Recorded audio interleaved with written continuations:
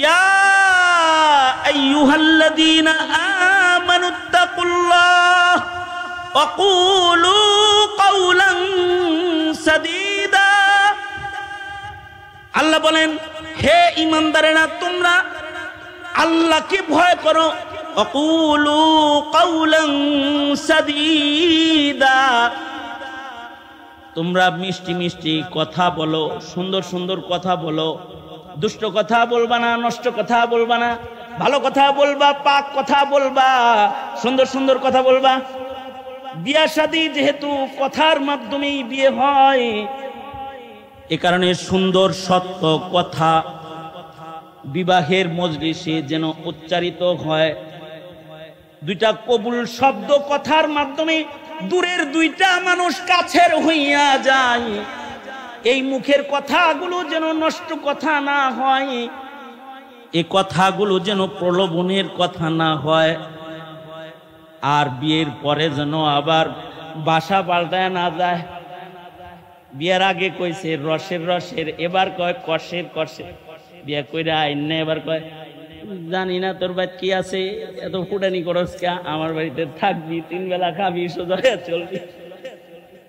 আর এর আগে বলছে বিয়ে সাহেব আমার ছেলের কাছে মেয়েটা দেন, রাজরানী বানায় রাখ। আর বাড়িতে আয়না কয় বুড়া বয়সে তোমার শাশুড়ি কাজ করবে নাকি, চোখে দেখো না, লাগে কাজের বুয়া একটা ধরে লইছে। দিন রাতের সব কাজ হের ঘরে উঠাই দিছে। হযরত সুলাইমান বলে সব বিয়াকারীরা মিথ্যাবাদী। এরে পাখি বিয়া করতে চায়, তাও বললো কি মিছা কথা কয়। অন্যরা পাখির ভাষা বুঝে না, তাই তারা জানে না। কিন্তু সুলাইমান নবী যেহেতু আল্লামানি মানতিকাত তায়র, হযরত সুলাইমান বলেন আল্লাহ আমাকে পাখির ভাষা শিক্ষা দিয়েছেন। উনি পাখির ভাষা শুনতেছেন, পাখি পাখিরে বলে আই লাভ ইউ, আমি তোমাকে ভালোবাসি। আর আমি স্বামী হিসাবে একজন মানে খুব ভালো কোয়ালিটির একটা স্বামী, সুতরাং আমাকে বিয়ে করলে তোমাকে কিন্তু মসজিদুল আকসার মিনারায় আমি বাড়ি বানায়া দিব। যাই হোক, এটা কথা না, ফাঁক দিয়া আয়াতের ভেতরে একটু ঢুকেছিলাম, আবার বেরিয়ে গেলাম। সেটা হলো সুলাইমান আলাইহিস সালাতু ওয়াস সালাম পশু পাখির ভাষাও বুঝতেন এবং পিপিলিকার ভাষাও বুঝতেন, পিঁপড়ার সাথে কথা বলতেন। তো হযরত সুলাইমান পিপিলিকার সর্দারকে বললেন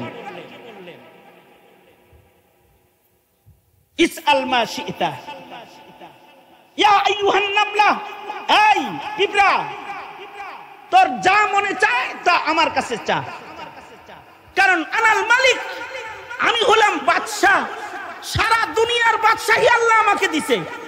তোর যা চাইতে মনে চায় আমার কাছে চা, উতিক, আমি তোকে দেব, তোরে খুশি করে দেব, আমি তোর উপরে খুশি হয়ে গেছি, চা একটা কিছু। তো হযরত সুলাইমান বলে আমি যখন পিঁপড়ারে বলছি আমি বাদশা, তুই আমার কাছে কিছু চা, যা চাবি আমি তা তোরে দিব, পিপিলিকায় আমার গর্দানকে নিচু করে দিল। আমি যে আনাল মালিক বলেছিলাম, আমি নেতা, আমি বাদশা এটা বলেছিলাম, আমার গর্দানকে নিচু করে দিল।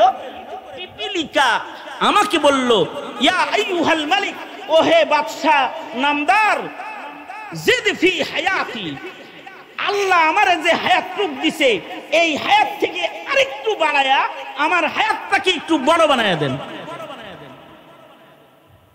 সুলাইমান আলাইহিস সালাম বললেন, হে যখন হায়াত চাইছে তখন তো আমি নাই।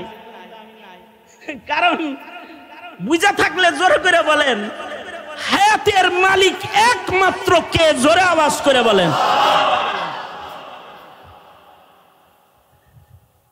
সুলাইমান নবীর কাছে তার হায়াত নাই। এই কারণে সুলাইমান আলাইহিস সালাতু ওয়াস সালাম ইন্তেকালের পূর্বে হায়াত চেয়েছিলেন, আল্লাহ উনাকেও হায়াত দেয় নাই। লাঠি ভর দিয়ে দাঁড়ানো অবস্থায় রূহ লয়ে গেছে, কোরআনে বর্ণনা মওজুদ আছে। তার মানে হায়াতের মালিক কে, জোরে বলুন। সুতরাং আমেরিকার সাথে সম্পর্ক থাকলে বাঁচমু, ইন্ডিয়ার সাথে সম্পর্ক থাকলে বাঁচমু, চায়নার সাথে সম্পর্ক থাকলে বাঁচমু। আমাদের বাঁচা মরা কার হাতে, জোরে আওয়াজ করে বলেন। আমাদের জীবন, আমাদের মরণ সবকিছু মহান আল্লাহ পাকের হাতে। এ কারণে মুসলমানরা আমেরিকাকে ভয় পায় না, ইমানদারেরা ইন্ডিয়াকে ভয় পায় না, কারণ তাদের আয়তন বড় হতে পারে, অস্ত্রের শক্তি বেশি হতে পারে, ওদের জন্য আল্লাহ নাই। লানাল মাওলা ওয়ালা মাওলা লাহুম। আমাদের জন্য আছেন কি? জোরে আওয়াজ করে বলেন। হায়াতের মালিক তো আল্লাহ। পৃথিবীর কোন রাজা বাদশার কাছে হায়াত নাই। সুলাইমান নবী বললেন, এইটা ছাড়া অন্য কিছু চাওয়া যায় না, এটা তো কোনো মানুষ দিতে পারে না। আসলেই দিতে পারে না। কোন বড়ি খায়া হায়াত বানান যায় না, হায়াত বড়ি নাই। ইদানিং কালে কোন ঔষধ যদি মার্কেটে আসে, এইটার ম্যানেজমেন্টে এবং প্রচারণায় যে পরিমাণ, ওগুলো কি কয় ইংলিশে? হ্যাঁ, আরে না, যারা ঔষধ লইলে ঘুরে মার্কেটিং করে, মার্কেটিং ম্যানেজার। এই মার্কেটিং ম্যানেজার, ট্যাবলেট যত আছে তার চাইতে ম্যানেজার বেশি আছে। মার্কেটিং ম্যানেজার বড়ি যে কয়টা, এর চাইতে লোক বেশি। সব ডাক্তারের চেম্বারে একজন করে বয়ে রয়েছে। একজন আইসা আমাকে বলে, হুজুর আমি কিন্তু ভালো ওষুধ কোম্পানির একজন মার্কেটিং ম্যানেজার, আমার দাওয়াত দিতে আইছে আর কি। আমি বললাম, তো আপনার লগে খাতির রাখা দরকার, কারণ অসুখ বিসুখ জেলেতে আসার পরে না খুব বেশি। হাসিনা জেলখানায় এত আদর করছে যে জেলের থেকে বের হওয়ার পরে এবার অসুখ বিসুখের সীমা নাই, আপনার লগে খাতির দরকার। তা আমি বললাম, যে আপনার কোম্পানি কি কি ওষুধ বানায়? এই এই এই এই এই এই এই এই এই এই ওষুধ তো অন্য কোম্পানিও বানায়, আপনার কোম্পানি কে বললেন একটা ভালো বড়ি বানাইতে, কি কোনো আইডিয়া হুজুর? আমি বলি, হ্যাঁ আমার কাছে দারুণ আইডিয়া আছে, যে জমিন বেচে আগে বড়ি কিনা সবাই যার যার আলমারি বইরে রাখবো, যদি একটা বড়ি খালি বানান যায়, বড়িটার নাম দিবেন হলো হায়াত বড়ি। কি বড়ি? কি বড়ির নাম হবে? হায়াত বড়ি। এইটা কেনার জন্য বাপেরা তাদের মিরাজ বন্টন বন্ধ করে দিবে, যার যার জমিন বইছে নিজেই বড়ি কিনা বইয়া থাকবো, আর কইব তুই যা ছেলে আসস, ভালো কথা, বড়ি কিনার জন্য দেয়া পাবি না। এই জায়গা জমিন যা আছে এগুলো সব বিক্রি করে আমি বেঁচে যাবো, কারণ হায়াতের দাম মানুষের কাছে এত বেশি, কিন্তু হায়াতের মালিকানা এক জাররাও মানুষের কাছে নাই।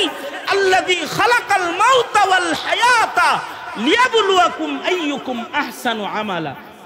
এটার মালিকানা একমাত্র কার? জোরে আওয়াজ করে বলেন। সুলাইমান নবী বলে, আমার কাছে তো হায়াত নাই।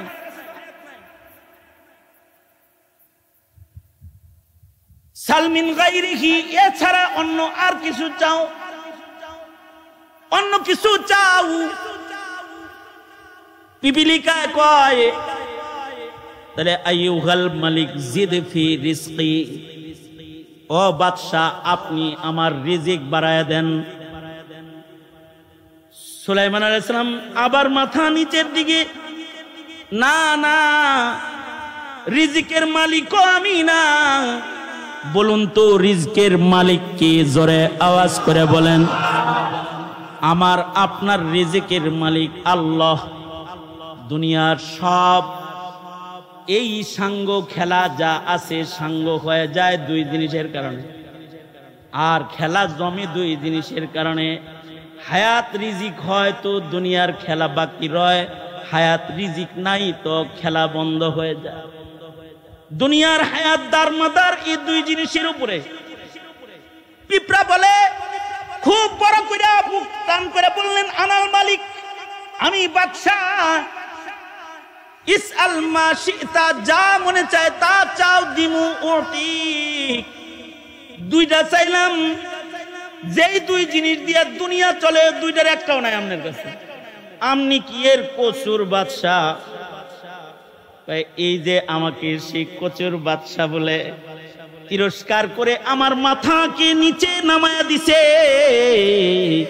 এবার তখতে সুলাইমানিতে বসেও আমি আমার মাথা উঠাইতে পারি না, কারণ মালিকের মালিক আল্লাহর ভয় সব সময় আমাকে বিনয় করে চালায়। আল্লাহু আকবার করে বলেন।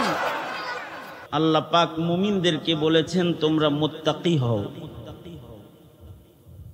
আল্লাহকে ভয় করো। ইয়া আইয়ুহাল্লাযীনা আমানুত্তাকুল্লাহ, তোমরা আল্লাহকে ভয় করো, একটা নির্দেশ। তাকওয়া কাকে বলা হয়? তাকওয়া বলা হয় আল্লাহ পাকের ভয়ে গুনাহ বর্জন করাকে তাকওয়া বলে। একটা সতর্কতা, খোদা ভীতি একটা সতর্কতার নাম, যেই সতর্কতার মাধ্যমে বান্দা গুনাহ বর্জন করে ইবাদতের জিন্দেগি গ্রহণ করে, এটাকেই তাকওয়া বলে। যে যত বড় মুত্তাকি তার গুনাহ তত কম। তাকওয়ার অভাব যখন হয় খোদা ভীতির, তখন মানুষ গুনাহ করে। বর্তমান সমাজের মানুষের ভেতরে গুনার প্রবণতা বেশি নাকি ইবাদত করার খাসলত বেশি? বোঝা যায় বর্তমান যুগের মানুষের ভেতরে তাকওয়া। কোরআনে কারিমে জায়গায় জায়গায় আল্লাহ তাআলা ঈমানদারদেরকে মেনশন করে করে ডেকে ডেকে বলেছেন, এই ঈমানদাররা তোমরা আল্লাহকে ভয় করো, মুত্তাকি হও, তাকওয়াওয়ালা হও। তাকওয়াওয়ালা হইলে গুনাহ ছাড়তে পারবে, ইবাদত করতে পারবে। আমাদের পূর্বের মানুষের তাকওয়া বেশি ছিল, সেগুলো শুনলে আমাদের তাকওয়ার পরিমাপটা করা যাবে যে আমরা কিরকম মুত্তাকি। আগের যুগের মানুষরা এতটাই মুত্তাকি ছিল যে তারা গুনাহ তো করতো না, ইবাদত ছাড়তো না, ইবাদতকে আল্লাহর ভয়ে আহমিয়তের সাথে আদায় করত, ইবাদতের পরিপূর্ণ হিফাজত করত তারা তাকওয়ার কারণে। আমাদের টুটাফাটা যতটুকু ইবাদত জারি আছে এগুলো নষ্ট হয় তাকওয়ার অভাবে। আমরা কিছু ইবাদত করি কিন্তু মুত্তাকি গোলামের ইবাদত আমরা করি না। আমরা নামাজ পড়ি কিন্তু আমাদের নামাজ তাকওয়ার নামাজ, খৌফ ও খাশিয়াতের নামাজ হয় না। আগের যুগের মানুষের তাকওয়া বেশি ছিল বিধায় তাদের নামাজ ভারী ছিল, ওজনদার ছিল। যেমন আমরা নামাজ পড়ি তাকবীরুল্লাহর হেফাজত নেই, আমরা নামাজ পড়ি জামাতের ইহতিমাম নেই। একটা জমানা ছিল সমাজের কোনো একটা বালেক পুরুষ ঘরে নামাজ পড়তো না। যেমন আল্লাহর রাসূলের জমানা, নবীজির জমানায় অন্ধ অচলরাও জামাতের নামাজে হাজির হইত। ঘরে নামাজ পড়ার মতো হিম্মতি তাদের ছিল না, কারণ তার ইবাদত যদি আল্লাহর কাছে পছন্দের না হয় তাহলে ইবাদত করে লাভ নেই। সর্বোচ্চ পছন্দের ইবাদত বানানোর জন্য যত মুজাহাদা, যত কষ্ট আছে সব তারা করত। এই কারণে তাদের এই ইবাদতের ধারাবাহিকতাটা এক আধ সপ্তাহ ছিল না, একদিন দুই দিন না, এক বেলা দুই বেলা না, তারা লাগাতার ইবাদত করত। তাদের ইবাদতের কোয়ালিটিও লাগাতার ভালো রাখত। যেমন সাহাবায়ে কেরাম,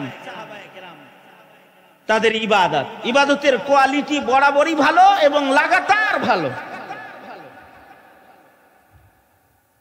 তাবেঈদের যুগেও এটার হিফাজত ছিল। এ কারণে সাহাবীদের ইবাদতের বর্ণনা যেমন ইতিহাসের পাতায় আছে, তাবেঈদের গুণাবর্জন ইবাদতের বর্ণনা, তাকওয়ার বর্ণনা ইতিহাসের পাতায় মওজুদ আছে। যেমন ইতিহাসের পাতার একজন তাবেঈর নাম আমি বলি আপনাদের সামনে, সাঈদ ইবনে মুসাইয়িব রাহমাতুল্লাহি আলাইহি, যিনি হযরত আবু হুরায়রার মেয়ের জামাই ছিলেন। হযরত আবু হুরায়রা হইলেন মুকাসসিরিন সাহাবীদের অন্যতম সর্বোচ্চ হাদিস রিওয়ায়াতকারী সাহাবী হযরত আবু হুরায়রা। এই হযরত আবু হুরায়রার মেয়ের জামাতা ছিলেন সাঈদ ইবনে মুসাইয়িব। ওনার ইবাদতের ঐতিহাসিক বর্ণনা কিতাবে মওজুদ আছে। কেমন ঐতিহাসিক বর্ণনাগুলো? কিছু অংশ আমি বলি আপনাদের সামনে। একটা বর্ণনা, সাঈদ ইবনে মুসাইয়িব 40 বছর লাগাতার তাকবীরে উলা সহকারে নামাজ আদায় করছেন। কত বছর? এবার বুঝেন, আপনি আমি নামাজ পড়ি কয় বছর? তাকওয়ার হিসাবটা করতে পারবেন যে আমাদের তাকওয়ার পরিমাপটা কি? শুধু তাই নয়, সাঈদ ইবনে মুসাইয়িব লাগাতার 40 বছর নামাজ পড়েছেন তাকবীরে উলা সহকারে। শুধু তাই নয়, সাঈদ ইবনে মুসাইয়িব বলেন 40 বছর আমি মসজিদের পয়লা কাতারে বসে মুয়াজ্জিনের আজান শুনেছি। তার মানে হলো 40 বছর লাগাতার তিনি আজানের আগে মসজিদে প্রবেশ করেছেন। ওনাকে বলা হয়েছে আজানের আগে কেন মসজিদে আসেন, এটাকে বলে তাকওয়াল্লাহ। উনি বলেন এজন্যে আজানের আগে মসজিদে এসে বসে থাকি, ময়দানে মাহশরে মহান আল্লাহ আদালতে কিবরিয়াতে যদি আমায় জিজ্ঞেস করে, সাঈদ আমার ঘরে আমার কদমে সেজদা দিতে মুয়াজ্জিন দিয়ে ডেকে ডেকে তোমায় কেন আনা লাগতো? ভরপুর মজলিসে ময়দানে মাহশরে কাহ্হার আল জালালের সামনে এর উত্তর আমি কি দিব? এই ভয়ে আজানের আগে 40 বছর মসজিদে হাজিরা দেই। 40 বছর আজানের আগে মসজিদে হাজিরা দিয়েছে। আরো শোনেন, ইকামতে সালাত কাকে বলে? ইকামতে সালাত কি খালি সমাজে নামাজ, সবাইকে নামাজি বানানো, এটা ইকামতে সালাত না। ইকামতে সালাত হলো নিজের নামাজকে এমন ভাবে পড়া যেন আমার কোন ত্রুটির কারণে আমার নামাজ অস্তিত্বহীন না হয়ে যায়। কারণ হাদিসে আছে কিছু মানুষের নামাজ অস্তিত্বহীন হয়ে যাবে, চেহারায় ছুঁড়ে মারা হবে। ইকামতে সালাতের বহু দিকের একটা দিক হলো মাসাইলে সালাতকে গুরুত্বের সাথে হিফাজত করা, একটা সুন্নতের হিফাজত করা। সাঈদ ইবনে মুসাইয়িব যে নামাজ পড়েছেন তিনি একটা সুন্নতের হিফাজত কেমন করেছেন? উনি বলেন যে 40 বছর আল্লাহর শুকর আমি নামাজ পড়েছি, আমার নজর সেজদার জায়গায় ছিল। 40 বছরের ভেতরে নামাজরত দাঁড়ানো অবস্থায় আমার নজর কখনো আমার সামনে দাঁড়ানো মানুষের পিঠের উপরে পড়ে নাই। আল্লাহু আকবার কাবীর। কি গুরুত্বটা কোন পর্যায়ে? তার মানে হলো নামাজের মধ্যে চোখের একটা সুন্নত আছে না? চোখের সুন্নতের একটা বর্ণনা শুনেন। একটা সুন্নতের অনেক দাম। ওমাইয়ুতি ইল্লাহ ওয়ার রাসূল ফাউলাইকা মাআল্লাযিনা আনআমা আল্লাহু আলাইহিম মিনান নাবিয়্যিন ওয়াস সিদ্দীকিন ওয়াস শুহাদাই ওয়াস সালিহিন। বিনা হিসাব জান্নাতীদের সাথে জান্নাতে থাকা যাবে সুন্নতের আমলের বরকতে। আর আমি তিলাওয়াতকৃত আয়াতের শেষে আছে, আমার তিলাওয়াতকৃত আয়াতের শেষে আছে ওমাইয়ুতি ইল্লাহ ওয়ার রাসূলা ফাকাদ ফাযা ফাওজান আযীমা।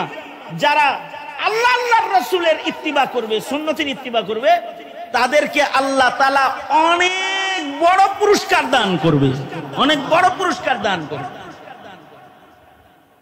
সাঈদ ইবনে মুসাইয়িব শুধু চোখের সুন্নতটার কত গুরুত্ব দিছে। চোখের সুন্নত কি? নামাজরত। নামাজে যখন কেউ দাঁড়াবে, দাঁড়ানো অবস্থায় চোখের সুন্নত হলো নজর থাকবে সিজদার জায়গায়। যখন রুকুতে যাবে তখন নজরের সুন্নত হলো তার চোখের দৃষ্টি থাকবে দুই পায়ের মাঝখানে।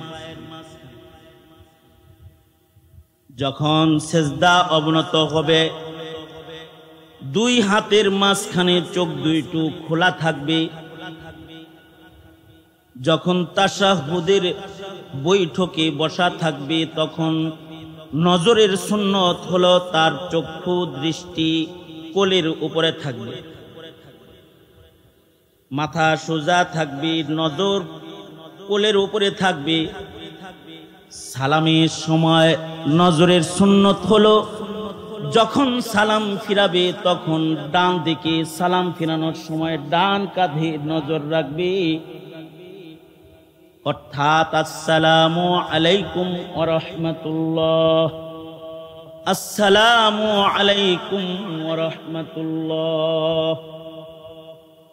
নজর কোথায়? এইখানে। এটাই সুন্নাত। আমরা যে নামাজ পড়ি আমাদের নজর কত জায়গায় যায়। নামাজের কাতারে দাঁড়ায় ছাদের ফ্যানও গুনা ফেলাইছে। পয়লা কাতারে কতগুলো ফ্যান আছে, দ্বিতীয় কাতারে কয়টা আছে? সামনের ফ্যানগুলো নতুন কেন? মুসল্লি কি ফহিমনি নাকি আমার মাথার উপরে একটা পুরান কেন? এগুলো মনে মনে কল্পনা সব শেষ। একামতে সালাত করতে আছে, বুঝলেন নাই কথা? যখন নামাজ পড়তেছে নামাজের ভিতরেই হুজুরি কালব তো নাই, সুন্নত নাই, সে মসজিদে দেহ আছে, সে অন্য রাজ্যে ঘোরাফেরা করতেছে। এই যে বেখিয়ালি নামাজ, এটা আমাদের হয়, এটা তাকওয়ার অভাবের কারণে হয়। খেয়াল করে করে সুন্নতের নামাজ, মাসায়েলের হিফাজতের নামাজটাও তাকওয়া যার বেশি তার নামাজ তত বেশি ভালো হয়। এ কারণে সাঈদ ইবনে মুসাইয়িব বলে, শুধুই আমি নজরের সুন্নতের হিফাজত 40 বছর নামাজে এমন ভাবে করেছি, দাঁড়ানো অবস্থায় সেজদার জায়গায় নজর রেখেছি 40 বছর। এই 40 বছরের মধ্যে কখনো আমার দৃষ্টি আমার সামনে দাঁড়ানো কোনো মানুষের পিঠের উপরে পড়ে নাই। এতটা সুন্দর করে যদি কেউ নামাজ পড়ে তাহলে তার নামাজের পুরস্কারও তো মহান আল্লাহ বড় দিবেন। কারণ হলো তার নামাজের রুকু সিজদার ভেতরেও তাকওয়া বেশি। আর আমাদের সালাম ফিরা কেমনি জানেন? গ্রামে গঞ্জে আসসালামু আলাইকুম ওয়া রাহমাতুল্লাহ, আব্দুল জব্বার ভাই তো আসে নাই আজকে, আর আসসালামু আলাইকুম ওয়া রাহমাতুল্লাহ সুলাইমান ভাই তো আসে নাই দেখি। সুলাইমান ভাই বাম পাশে দাঁড়ায় হেও জানে, আর আব্দুল জব্বার ডান পাশে দাঁড়ায় এটাও জানে। সালাম ফিরানোর সময় দুনো পাশে চেক করা শেষ করছে। এই যে নামাজের এই হালত হইল, এইটাও তো তাকওয়ার অভাবের কারণে হইল।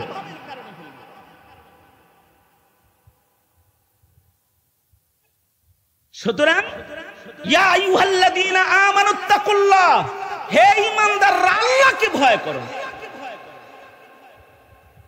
আল্লাহর ভয় যদি কারোর ভেতরে আসে তার গর্দান উঁচা হয় না, নিচা হয়ে যায়।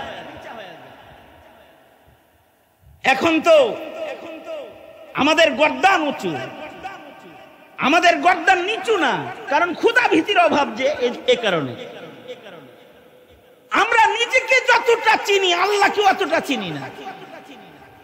আমরা সবাই নিজেকে যতটুকু চিনি আহকামুল হাকিমিনের ক্ষমতা ও কুদরতকে অতটা চিনি না। এমনকি আমরা হাসিনারে আর খালেদা জিয়ারে যতটা চিনি, আওয়ামী লীগ আর বিএনপিরে যতটা চিনি, আল্লাহরেও অতটা চিনি না। আমরা আল্লাহরে যদি চিনতাম ভালো, তাইলে আমরা ভিন্ন কোয়ালিটির মুসলমান হইতাম। তবে আল্লাহ তাআলাকে কেউ যখন না চিনে, আল্লাহ তাআলা কিন্তু আল্লাহর পরিচয় দেখায় দেয়। যেমন এক সময় আল্লাহ বিল্লাহ সব ভুইলা, মোল্লা মুন্সি সব ধইরা, জেলখানা ভইরা আর অত্যাচার কইরা আওয়ামী লীগ যেন খোদা ভুইলা গেছিল, এরকম অবস্থান যখন হয়েছে, ঘাটটা ধরে হেলিকপ্টারে পাঠায় দাদার দেশে পাঠায় দিয়েছে, ইন্ডিয়া পাঠায় দিয়েছে। আল্লাহরে চিনে নাই। এই সামনেও যারা ক্ষমতায় আসতেছে তাদেরকে বলবো, আল্লাহ চিনো, আল্লাহ চিনো, ধর্ম মানো, নবীজির রেখে যাওয়া আমানতকে কদরদানি করা শিখো। কারণ মনে মনে ভাবতেছে যে তোমরা ছাড়া আর কেউ ক্ষমতায় নাই, কিন্তু হাসিনার এত স্বপ্নের ক্ষমতা ভাঙ্গা দিতে যেই রবের 40 মিনিটও লাগে নাই, 40 মিনিট আগে সে নিজেও জানে না যে আমার জাওন গা লাগতেছে। তোমাদের যে কোন জায়গায় চলে যেতে হবে ওই পরিবেশও কায়েম করতে তার বেশি সময় লাগবে না, তবে তার গোলাম হয়ে যাও, তার গোলাম হয়ে যাও, দুনিয়া ও আখিরাতের রাজত্ব দখল করে নাও। খোদা ভীতির দরকার। সুলাইমান আলাইহিস সালাতু ওয়াস সালাম এখনকার পাতি নেতারা আছে না, কেউ রাগ করেন না, আপনারা আমার ভাই, এমনি কই আর কি। এখনকার কিছু পাতি নেতা আছে না যারা কোন রকম একটু নেতা মেতা হইছে, এখন নেতার জ্বালায় তো হাঁটা যায় না রাস্তা দিয়ে, ঠিক না? নেতার ভাব হইলো এরকম, আল্লাহরে ডরান লাগবো না, আমারে ডরা, এরকম ভাব তার ভিতরে আছে।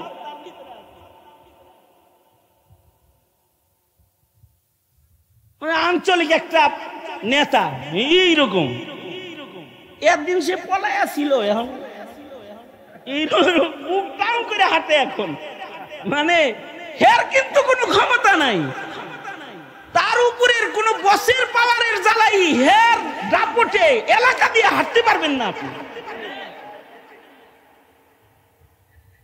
কারণ কি? খোদাভীতি নাই। আর সুলাইমান আলাইহিস সালাতু ওয়াস সালাম তাফসীরে রূহুল মাআনি ও রূহুল বয়ান সব জায়গায় এগুলো মওজুদ আছে, বিভিন্ন তাফসীরে, বিভিন্ন হাদিসের riwayate। হযরত সুলাইমান আলাইহিস সালাতু ওয়াস সালাম একবার তখতে সুলাইমানিতে চইরা যাইতেছেন। সুলাইমান আলাইহিস সালাতু ওয়াস সালামের তখতে সুলাইমানি কত বড় ছিল আর সুলাইমান আলাইহিস সালাতু ওয়াস সালামের রাজত্ব কত বড় ছিল, এই বিষয়ে আলোচনা করতে গেলে এইটা নিয়ে ঘুটুর ঘুটুর করতে হবে অনেক টাইম। তবে সারা দুনিয়ার রাজত্ব যারা করেছে তাদের ভেতরে হযরত সুলাইমান একজন, এবং উনার আল্লাহ প্রদত্ত মুজিজার ভেতরে একটা মুজিজা হলো সুলাইমান নবীর হেলিকপ্টারও লাগতো না, বিমানও লাগতো না। উনি কিন্তু তখতে সুলাইমানিতে চড়ে বসলে তখতে সুলাইমানি সুলাইমান আলাইহিস সালামকে নিয়ে সারা দুনিয়া সায়ের করত, সারা দুনিয়া ঘুরতো তখতে সুলাইমানি। তো হযরত সুলাইমান আলাইহিস সালাতু ওয়াস সালাম একবার তখতে সুলাইমানিতে বসে কোন দিকে যাইতেছেন, নেতারা ভালো করে হইনেন, তখতে সুলাইমানিতে চড়ে যাইতেছেন একদিকে। এই তখতে সুলাইমানিতে চড়ে যখন যাচ্ছেন, তখতে সুলাইমানির ভিতরে হাই রে, ওই যে কি কার যেন কয় যে উপরে খোলা থাকে, কি সান্ডব না, হ্যাঁ, সাত খোলা কার যদি কারোর থাকে, আর যদি সে নেতা হয় আর হে যদি রাস্তা দিয়ে যায়, তখন সিটের উপরে দাঁড়ায় এরকম এরকম এরকম করতে করতে যায় না, এরকম করতে করতে যায় না। তখতে সুলাইমানির তো সাদ নাই, তখতে সুলাইমানিতে সুলাইমান নবী বসে আছেন, নিচে থেকে সবাই সুলাইমান নবীকে দেখতে চায়, সবাই তখতে সুলাইমানির দিকে তাকায়, কিন্তু সুলাইমান আলাইহিস সালাতু ওয়াস সালাম উনি আসামির মতো মাথাটা নিচে দিয়া চুপি চুপি বৈশা যায় সব সময়। হযরত সুলাইমানের মন্ত্রী পরিষদ যারা, তারা সুলাইমান নবীকে জিজ্ঞেস করলেন, পয়গম্বর সুলাইমান, তখতে সুলাইমানিতে বসে আপনি যান মাথাটা পর্যন্ত উঁচা করেন না, আর হিমিয়ার নেতা দেখে মোটর সাইকেলে বইছে, তাই তার ধাক্কার চোটে কেউ রাস্তায় থাকতে পারে না। আর তখতে সুলাইমানিতে সুলাইমান আলাইহিস সালাতু ওয়াস সালাম বসেছেন, মাথা নিচের দিকে দিয়ে বসে আছেন। মন্ত্রী পরিষদ বলে, সুলাইমান মাথা নিচের দিকে দিয়ে কেন বসে আছেন, মাথা কেন উঁচা করেন না, এভাবে জড়সড় হয়ে বসেছেন কেন? হযরত সুলাইমান বলে, সারা দুনিয়ার বাদশাহী মহান আল্লাহ আমাকে দান করেছে, কিন্তু আমাকে এই বিনয় আর নম্রতা একটা পিপিলিকায় শিক্ষা দিয়েছে। আমার এই বিনয় আমি শিক্ষা গ্রহণ করেছি একটা পিপিলিকার কাছ থেকে। আল্লামানি নামলাতুন, একটা পিঁপড়ায় আমাকে মাথা নত করা শিখাইছে। ওই কেমনে?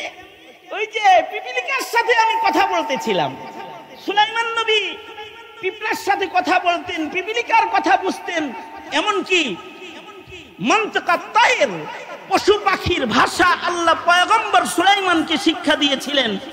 সূরা নামাল সুলাইমান নবীও পিপিলিকার কথার দলিল বহন করে, ইতিহাস বর্ণনা করে মহান আল্লাহ উম্মতে মুসলিমাকে সূরা নামাল দান করেছেন।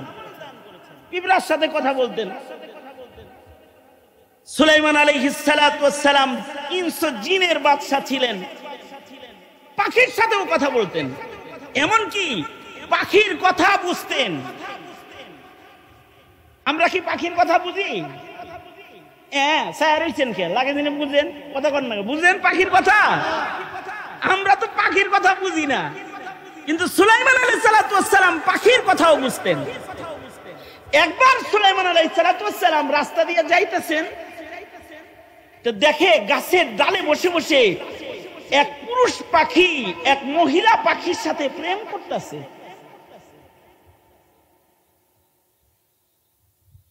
পুরুষ পাখিটা মহিলা পাখিরে কয় কি জানেন? এই আমার মতো প্রেমিক পাবি না, এগুলো বলতেছে। এই আমার সাথে বিয়া শাদী হইলে লাভ আছে, আমি অন্যান্য পাখির মতো পাখি না। এক চড়ই আর এক চড়ই পাখিরে বলতেছে, আমার সাথে একটু প্রীত কর, আমার সাথে প্রেম করলে লাভ আছে। কি লাভ জানিস? আমি তোকে মসজিদুল আকসার সাদা গম্বুজের ভেতরে তোর জন্য একটা বাড়ি বানায় দিব। সুলাইমান নবী কয়, সব বিয়াকারীরা মিথ্যাবাদী, কারণ মসজিদুল আকসার খবর আমার চাইতে তো আর কেউ বেশি জানে না।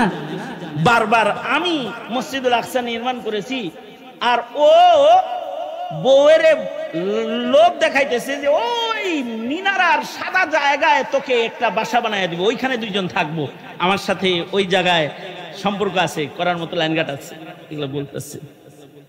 সুলাইমান নবী বলে যে কিরকম মিথ্যাবাদী, কুল্লু নাকিহিন কাযযাব। সুলাইমান নবী বলে সব বিয়াকারী যারা এগুলো সব মিথ্যাবাদী, কারণ বিয়ার আগে খালি বিভিন্ন ধরনের প্রলোভন কথাবার্তা উল্টাপাল্টা করে, আর বিয়ার পরে এই মিষ্টি কথা থাকে না, এই কথাগুলো টক হয়ে যায়। মানুষের মুখের কথা টক হয়ে যাক, তিতা হয়ে যাক, ধারালো হয়ে যাক, এটা আল্লাহ পাক চান না। এ কারণে আল্লাহ পাক বলেন ওয়াকুলু কাওলান সাদীদা। আমি যে আয়াত পড়েছি এটা কিন্তু বিবাহের খুতবার ভেতরে এই আয়াত পড়া হয়। বিয়ের খুতবার ভিতরে যে 3 আয়াত পড়া হয় তার ভিতরে এইটা এক আয়াত। তার মানে হলো ইয়া আইয়ুহাল্লাযীনা আমানুত্তাকুল্লাহ ওয়া কুলু কাওলান সাদীদা। আল্লাহ বলেন, হে ঈমানদারেরা, তোমরা আল্লাহকে ভয় করো।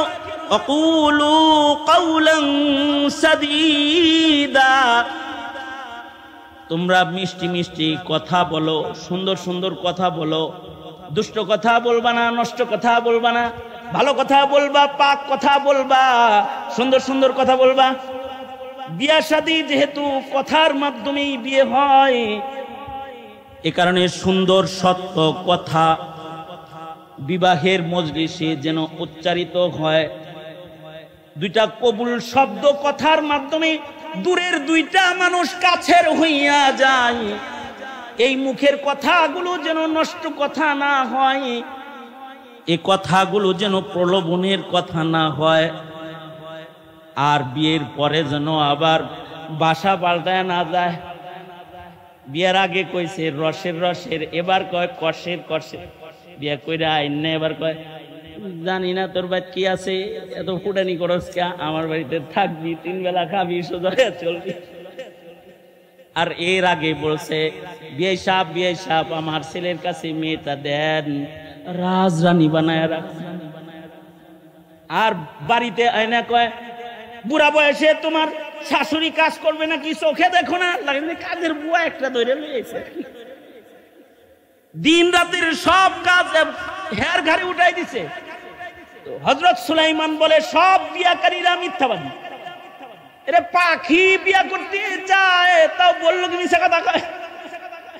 অন্যরা পাখির ভাষা বুঝে না, তাই তারা জানে না। কিন্তু সুলাইমান নবী যেহেতু আল্লামানি মানতিকাত তাইর, হযরত সুলাইমান বলেন আল্লাহ আমাকে পাখির ভাষা শিক্ষা দিয়েছেন। উনি পাখির ভাষা শুনতেছেন, পাখিরে বলে আই লাভ ইউ, আমি তোমাকে ভালোবাসি, আর আমি স্বামী হিসাবে একজন মানে খুব ভালো কোয়ালিটির একটা স্বামী, সুতরাং আমাকে বিয়ে করলে তোমাকে কিন্তু মসজিদুল আকসার মিনারায় আমি বাড়ি বানায়া দিব। যাই হোক, এটা কথা না, ফাঁক দিয়া আয়াতের ভেতরে একটু ঢুকেছিলাম, আবার বেরিয়ে গেলাম। সেটা হলো সুলাইমান আলাইহিস সালাতু ওয়াস সালাম পশু পাখির ভাষাও বুঝতেন এবং পিপিলিকার ভাষাও বুঝতেন, পিঁপড়ার সাথে কথা বলতেন। তো হযরত সুলাইমান পিপিলিকার সর্দারকে বললেন ইসআল মা শি'তা ইয়া আইয়ুহান নামলা, এই পিঁপড়া, তোর যা মনে চায় তা আমার কাছে চা, কারণ আনাল মালিক, আমি হলাম বাদশা, সারা দুনিয়ার বাদশাহী আল্লাহ আমাকে দিছে, তোর যা চাইতে মনে চায় আমার কাছে চা, উতিক, আমি তোকে দেব, তোরে খুশি করে দেব, আমি তোর উপরে খুশি হয়ে গেছি, চা একটা কিছু। তো হযরত সুলাইমান বলে আমি যখন পিঁপড়ারে বলছি আমি বাদশা, তুই আমার কাছে কিছু চা, যা চাবি আমি তা তোরে দিব, পিপিলিকায় আমার গর্দানকে নিচু করে দিল। আমি যে আনাল মালিক বলেছিলাম, আমি নেতা, আমি বাদশা এটা বলেছিলাম, আমার গর্দানকে নিচু করে দিল। পিপিলিকা আমাকে বলল ইয়া আইয়ুহাল মালিক, ও হে বাদশা নামদার, জিদ ফি হায়াতি, আল্লাহ আমারে যে হায়াতটুক দিছে এই হায়াত থেকে আরেকটু বাড়ায়া আমার হায়াতটাকে একটু বড় বানায়া দেন। সুলাইমান আলাইহিস সালাম বললেন হে, যখন হায়াত চাইছে তখন তো আমি নাই, কারণ বুঝা থাকলে জোরে করে বলেন হায়াতের মালিক একমাত্র কে, জোরে আওয়াজ করে বলেন। সুলাইমান নবীর কাছে তার হায়াত নাই, এই কারণে সুলাইমান আলাইহিস সালাতু ওয়াস সালাম ইন্তেকালের পূর্বে হায়াত চেয়েছিলেন, আল্লাহ ওনাকেও হায়াত দেয় নাই, লাঠি ভর দিয়ে দাঁড়ানো অবস্থায় রূহ লয়ে গেছে, কোরআনে বর্ণনা মওজুদ আছে। তার মানে হায়াতের মালিক কে, জোরে বলুন। সুতরাং আমেরিকার সাথে সম্পর্ক থাকলে বাঁচমু, ইন্ডিয়ার সাথে সম্পর্ক থাকলে বাঁচমু, চায়নার সাথে সম্পর্ক থাকলে বাঁচমু।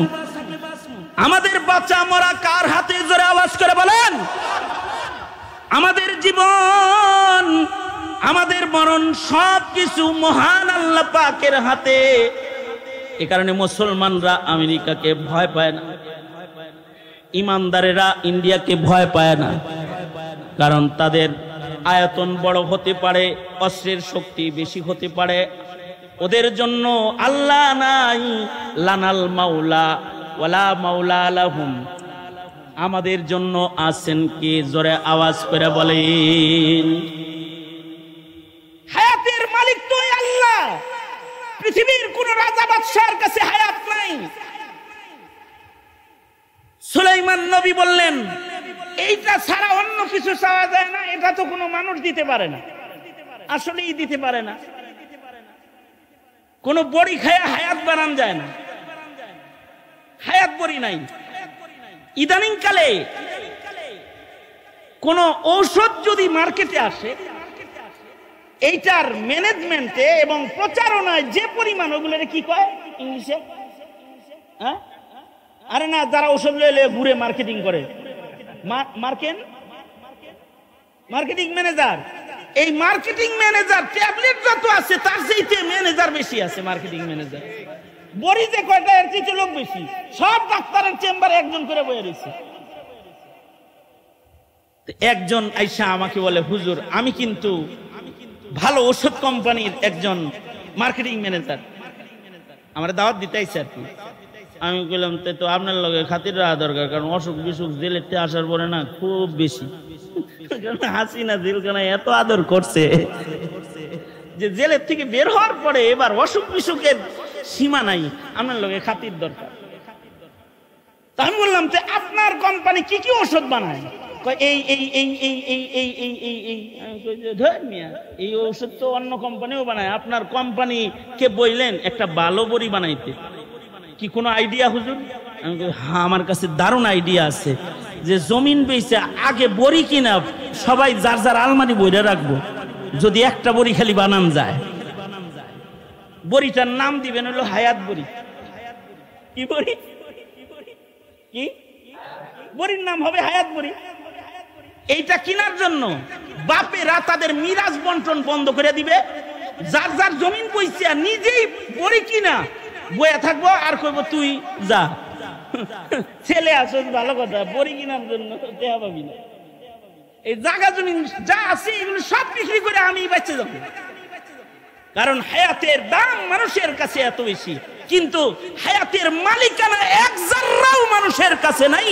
আল্লাযী খালাকাল মাউতা ওয়াল হায়াতা লিয়াবলুয়াকুম আইয়ুকুম আহসানু আমালা। এটার মালিকানা একমাত্র কার? জোরে আওয়াজ করে বলেন। সুলাইমান নবী বলে, আমার কাছে তো হায়াত নাই।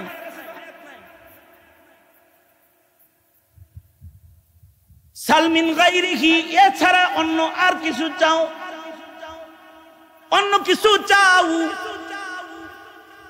পিপিলিকা কয়, তাহলে আইয়ুহাল মালিক জিদ ফি রিজকি, ও বাদশা আপনি আমার রিজিক বাড়ায়া দেন। সুলাইমান আলাইহিস সালাম আবার মাথা নিচের দিকে, না না, রিজিকের মালিকও আমি না। বলুন তো রিজিকের মালিক কে? জোরে আওয়াজ করে বলেন। আমার আপনার রিজিকের মালিক আল্লাহ। দুনিয়ার সব এই সাঙ্গ খেলা যা আছে, সাঙ্গ হয়ে যায় দুই জিনিসের কারণে, আর খেলা জমে দুই জিনিসের কারণে। হায়াত রিজিক হয় তো দুনিয়ার খেলা বাকি রয়, হায়াত রিজিক নাই তো খেলা বন্ধ হয়ে যায়। দুনিয়ার হায়াত দারমাদার এই দুই জিনিসের উপরে। পিঁপড়া বলে, খুব বড় করে বুক টান করে বললেন, আনাল মালিক, আমি বাদশাহ। ইসআল মা শিতা, যা মনে চায় তা চাও, দিমু উতিক। দুইটা চাইলাম, যেই দুই জিনিস দিয়ে দুনিয়া চলে, দুইটার একটাও নাই আপনার কাছে। আপনি কি এর কচুর বাদশাহ?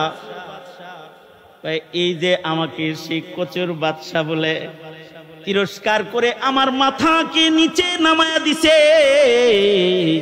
এবার তখতে সুলাইমানিতে বসেও আমি আমার মাথা উঠাইতে পারি না, কারণ মালিকের মালিক আল্লাহর ভয় সব সময় আমাকে বিনয় করে চালায়। আল্লাহু আকবার করে বলেন। এ কারণে তাকওয়া দরকার, তাকওয়াল্লাহ। তাকওয়াল্লাহ আসবে কেমনে? কুনু মা'আস সাদিকিন। এইভাবে বসে বসেই তাকওয়া বিতরণ হয়।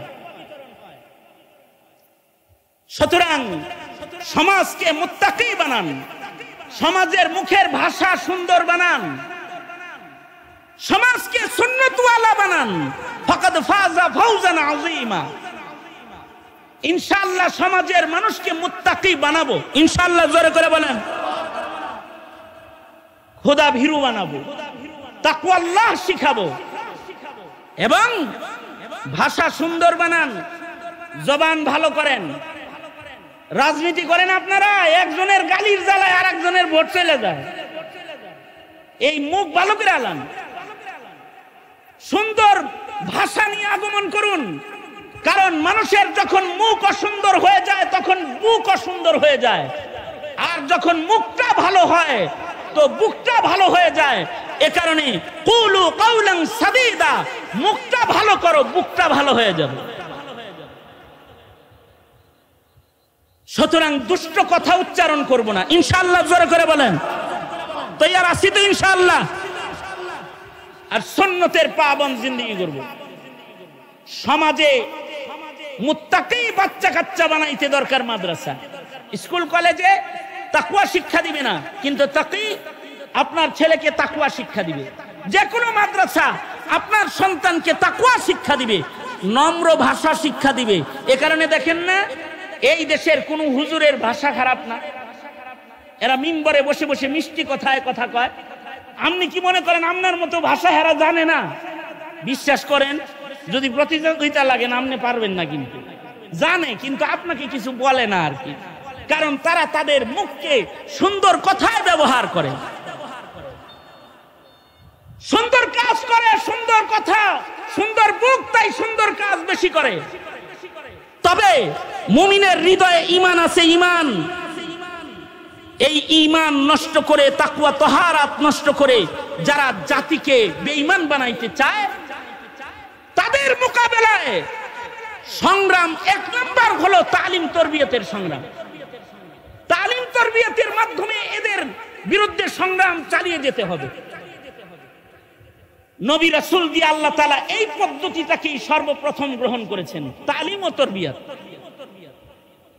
আমি একটা কথা বলে আমি আমার আলোচনা আজকের মতো শেষ করে দেব ইনশাআল্লাহ। সেটা হলো, হজ থেকে আসার সময় আমি ফ্লাইটে উঠেছি এই গত সফরে। তা আমার পাশে যে ক্রু আছে খেদমতে, তো বিজনেস ক্লাসের ওই ক্রুদের কাছে নাম শুদ্ধা, ওদের কাছে লিস্ট আছে, অমুক অমুক এত সিটে, অমুক অমুক এত সিটে। তো আমার সিট বরাবর এসে দাঁড়ায় ক্রু বলে কি, your name Khalid Saifullah Ayubi? G, my name is Khalid Saifullah Ayubi. Your name, তোমার নাম কি?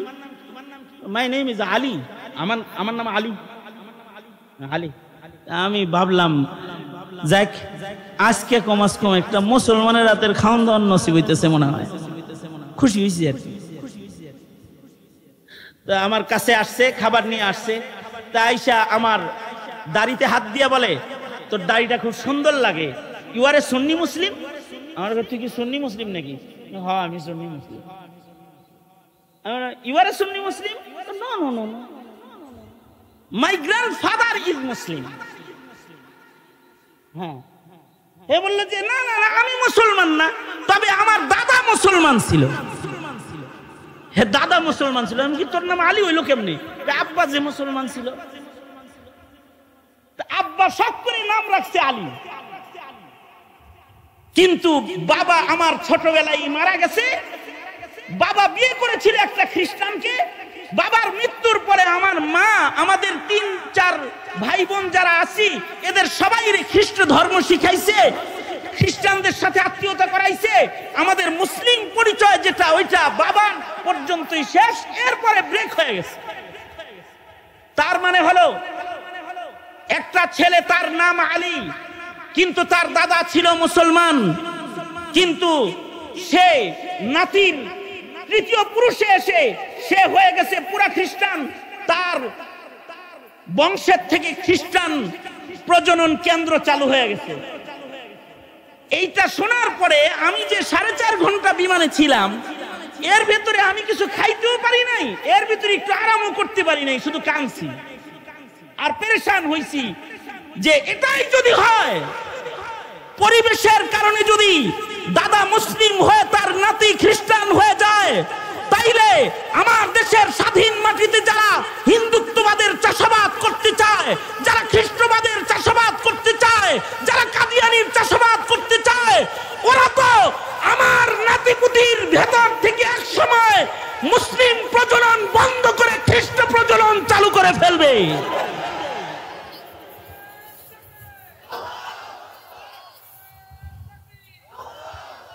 তাইলে আমি আপনি মুমিন হিসাবে আপনার আমার জমিনের পাহারাদারির সতর্কতা কতটুকু হওয়া দরকার? বুঝলে বুঝপাতা, না বুঝলে নাকি তেজপাতা লোকে বলে। সুতরাং আমি যা বললাম তো বললামই, বুঝলে তো বুঝপাতা, না বুঝলে তেজপাতা। দেশ রক্ষা করো, সমাজ রক্ষা করো, মুত্তাকিদের সমাজ গড়ো, সুন্নাত রক্ষা করো, পরিবেশ রক্ষা করো, জমিনের পরিবেশ রক্ষা করো। সময় এসেছে আবার নতুন করে দেশের স্বাধীনতা সংরক্ষণ করার। দেশটাকে কোনো হিন্দু খ্রিস্টান মালাউনের দালালের হাতে তুলে দিও না। মুসলিম হিসাবে এর পাহারাদারি করো। তৈরি আছেন তো ইনশাআল্লাহ? আল্লাহ তাআলা আমাদেরকে ভূমিকায় অবতীর্ণ হওয়ার তৌফিক দান করেন। এটাই সংক্ষিপ্ত কথা। ইয়াহিয়া ভাতিজা, বন্ধু, বড় ভাই জাকারিয়া আল হুসাইনি দামাত বারকাতুহুম কর্মজীবনের প্রথম বছরের সঙ্গী, আর তারই সন্তান আমার কোলে পেশাব করছে। ইয়াহিয়া এ তাকি আমার কোলে মুছছে মিয়া। হ্যাঁ, কয়বার মুছছে জানি না।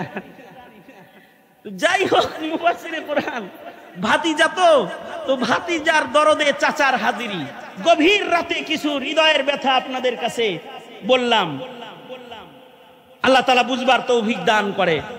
তার যে মিশন, মসজিদ মাদ্রাসা প্রতিষ্ঠা করে সমাজের উন্নয়ন করা, মুত্তাকির সমাজ গড়া, এই গড়তে তাকে তার হাতকে শক্তিশালী করতে পাশে থাকবেন তো ইনশাআল্লাহ?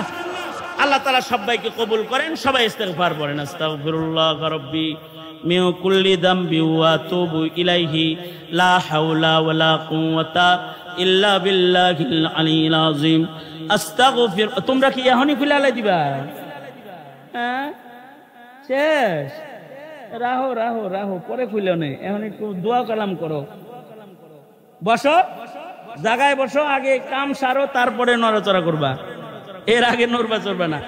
সভাপতি সাহেবের বক্তব্যটা পর্যন্ত দিলাম না, এই কারণে যেন পরিবেশ নষ্ট না হয়। মাহফিলটার শেষ ইতি হোক। শেষ ভালো যার, সব ভালো তার। সুতরাং দোয়া হবে, দোয়ার মাধ্যমে মজলিস ইতি হবে। আর কিছু বলবো আব্বু? তো দোয়ার মাধ্যমে মজলিস ইতি হবে। এই মরহুমদের জন্য দোয়া করি, এই জমিনের মাইয়িতদেরকে আল্লাহ তাআলা মাফ করে দেয়, আমিন বলেন। অসুস্থদেরকে আল্লাহ তাআলা সুস্থ করে দেয়, আমিন বলেন। এই জুলাই বিপ্লবে যারা শহীদ হয়েছে আল্লাহ তাদের মাফ করে দেয়, জান্নাত দান করে। যারা অসুস্থ অবস্থায় রয়েছে আল্লাহ তাআলা তাদেরকে সুস্থতার নিয়ামত দান করে। যারা ত্যাগ দিয়েছে স্বাধীনতা সার্বভৌমত্ব রক্ষায়, তাদেরকে উত্তম জাযা আল্লাহ তাআলা দান করে, আমিন বলেন। আলহামদুলিল্লাহি রাব্বিল আলামিন, ওয়াসসালাতু ওয়াসসালামু আলা সাইয়্যিদিল আমবিয়া ওয়াল মুরসালিন মুহাম্মাদিন ওয়া আলা আলিহি ওয়া আসহাবিহি আজমাইন। ভাতিজা ইয়াহিয়া তাকির আয়োজনে তার মাদ্রাসায় হাফেজ ছাত্রদের মাথায় দস্তার পড়াইছি। আল্লাহ, তার গর্বিত পিতা, মজলিসের সভাপতি রব্বুল আলামিন, গভীর রাত, মাঝরাত পার হয়ে শেষ রাত্রিতে আমরা পা রেখেছি। ভিক্ষুকের মতো গভীর রাতে দুইটা হাত কাঙ্গালের মতো বাড়ায় ধরেছে। জিন্দেগির সব গুনার জন্য তোমার কাছে মাপ চাই আল্লাহ। আমাদের জিন্দেগির সব গুনাহ তুমি মাফ করে দাও আল্লাহ। ছোট বড় সগীরা কবিরা, জেনে না জেনে, আধারে আলায় যত পাপাচার আমরা করেছি মাফ করে দাও। ওগো আল্লাহ, জিন্দেগি সুন্দর বানায় দাও। ইয়া আল্লাহ, পৃথিবীর নিকৃষ্টতম জালেম ইসরায়েলকে হালাক করে দাও আল্লাহ। ফিলিস্তিনের মুসলমানদেরকে মদদ নুসরত করো, বাংলার জমিনে শান্তি দান করো রব্বুল আলামিন। জুলাই মাসে, জুলাই বিপ্লবে যারা শহীদ হয়েছে তাদের ভুলি না। আল্লাহ মাগফিরাত দাও, দারাজাত বুলন্দ করে দাও। রব্বুল আলামিন যারা অসুস্থ তাদের সুস্থ করে দাও। ইয়া আল্লাহ, অত্র এলাকার মাটির নিচে যত মাইয়িত ঘুমায় রয়েছে তাদের কবরগুলা জান্নাতের বাগান বানায় দাও। এখানে যারা হাত তুলেছে কারোর মা নাই, কারোর বাবা নাই। ইয়া আল্লাহ, যুগ যুগ আগে পিতার লাশ কবরে রেখেছে, কাফন সরায়া বাবারে শেষ দেখা দেখেছে। মায়ের লাশ কবরে নামায়েছে, মাকে শেষ দেখা দেখেছে। জীবনে কোনোদিন আব্বা মা ডাক যাদের নসিব হবে না, আল্লাহ তাদের মাফ করো। ইয়া আল্লাহ, আব্বা জান জাইনুল আবেদিন কি মাফ করে দাও। এমন আমার মতো যারা বাপ খারাপ সকলের বাবাকে জান্নাত দিয়ে দাও। রব্বুল আলামিন আমাদের আওলাদ ফারজান্দাদেরকে নেককার বানাও। মাদ্রাসাতুত তাকিকে কবুল করে নাও। রব্বুল আলামিন হাজত খাজানায়ে গায়েব থেকে মিটায়া দাও। রব্বুল ইজ্জত এই মুহূর্তে আমাদের সালাম প্যারা নবীর রওজায়ে আতহারে পৌঁছায়া দাও। ইয়া আল্লাহ, জানি না কখন মৌতের পরওয়ানা জারি হয়ে যাবে, মৃত্যুর আগে কামিল ঈমান নসিব করে দিও আল্লাহ।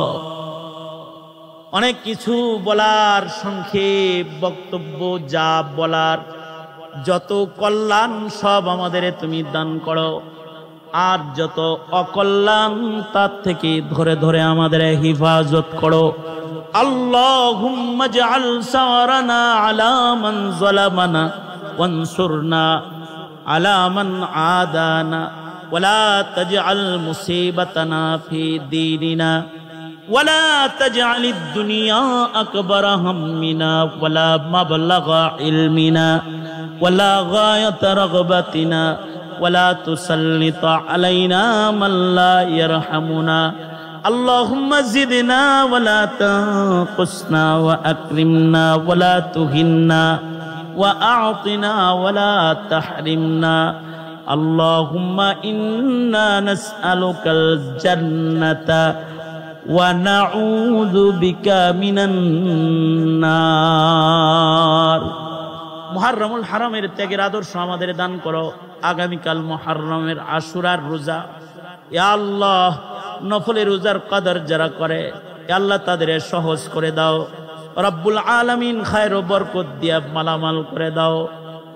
রব্বুল আলামিন এই মাদ্রাসা, এই মসজিদুল আকসাকে কবুল করে নাও। রব্বুল আলামিন মুআবিনিন মুহিব্বিনদেরকে পাশে দাঁড় করায় দাও। সুবহানা রাব্বিকা রব্বিল ইজ্জতি আম্মা ইয়াসিফুন وسلام على المرسلين والحمد لله رب العالمين.